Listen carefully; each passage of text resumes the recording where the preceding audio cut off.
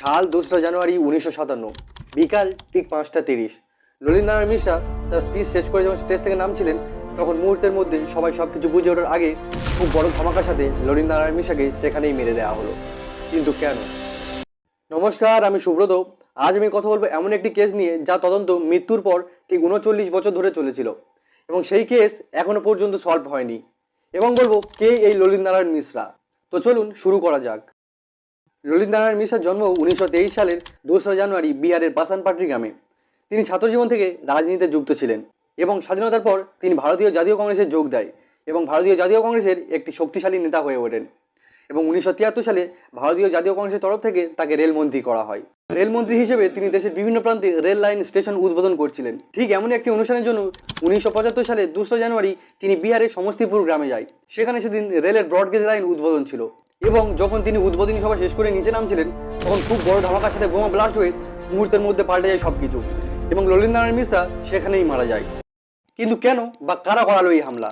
প্রথমে বলে দিই, এই ললিতনারায়ণের স্টেজ প্রোগ্রাম সম্পর্কে সন্ত্রাসবাদীরা আগে জানতে পেরেছিল এবং তারা আগে থেকেই স্টেজের নিচে বোমা ভিট করে রেখেছিল এবং এরপর থেকে শুরু হয় সেই রহস্যের তদন্ত।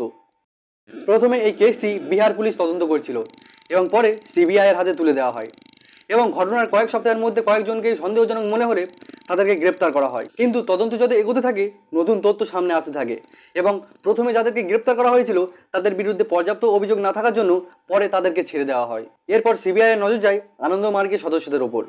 কিন্তু কে এই আনন্দ মার্গ? আনন্দ মার্গ কোনো রাজনৈতিক দল নয়। এটি 1955 সালে বিহারের জামালপুরের প্রভাত রঞ্জন সরকারের গঠিত একটি সমাজসেবামূলক সংগঠন। সিবিআই দাবি করেছিল যে এই প্রভাত রঞ্জনকে কোনো কারণবশত জেলে রাখা হয়েছিল এবং এই প্রভাত রঞ্জনকে ছাড়ার দাবিতে এবং সরকারের উপর চাপ সৃষ্টি করতে তারা এই হামলাটি করিয়েছিল। একটা কথা মনে রাখা প্রয়োজন, এই কেসে কিন্তু ললিতনারায়ণ মিশ্রা ইনভলভ ছিল না, তবুও তাকে প্রাণে মারা হয়েছে। এবং যাদেরকে ধরা হয়েছিল তারা নিজেদের নির্দোষ বলে দাবি করেন এবং তাদের বক্তব্য ছিল যে তাদের প্রতি আনা অভিযোগ সম্পূর্ণ ভুল।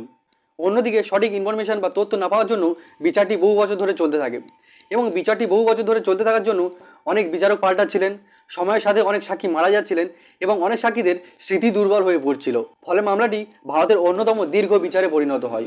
অবশেষে এই ঘটনার 39 বছর পর 2014 সালে দিল্লির হাইকোর্টে 4 জনকে ধরে আনা হয় এবং তাদের প্রতি পর্যাপ্ত অভিযোগ না থাকার ফলেও কোর্ট তাদেরকে যাবজ্জীবন কারাদণ্ড দেয় এবং এই ফাইলকে এখানেই শেষ করে। তো এই তদন্তে কোর্ট যে রায়টা দিয়েছে সেটি কি ঠিক? অবশ্যই কমেন্টে জানাবেন। পড়ে আছে হাজারো প্রশ্ন যার কোনো উত্তর নেই। তো ভিডিওটা এই পর্যন্ত। ভিডিওটা কেমন লেগেছে অবশ্যই কমেন্টে জানাবেন। ভালো লাগলে শেয়ার করে দেবেন এবং চ্যানেলে নতুন হলে চ্যানেলটি অবশ্যই সাবস্ক্রাইব করে নেবেন। ধন্যবাদ।